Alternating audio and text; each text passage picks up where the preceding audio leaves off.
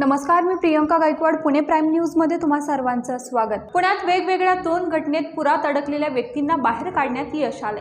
पहिल्या घटनेत कर्वेनगर येथील नदीपात्रात एक व्यक्ती अडकला असल्याची माहिती मिळताच वारजे आणि सिंहगड अग्निशमक वाहक बोटीसह रवाना झाले होते.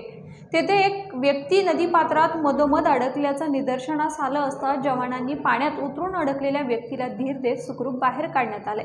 तर दुसऱ्या घटनेत 29 ऑगस्टला मध्यरात्री 1:30च्या सुमारास एक व्यक्ती भिडेपूल येथे नदीपात्रातून वाहत जात असल्याची माहिती समजताच कसबा अग्निशमक केंद्र घटनास्थळी पोहोचले आणि जवानांनी सिद्धेश्वर घाट येथील किनारी येताच व्यक्तीला स्थानिक नागरिकांच्या मदतीने सुखरूप बाहेर काढण्यात आले.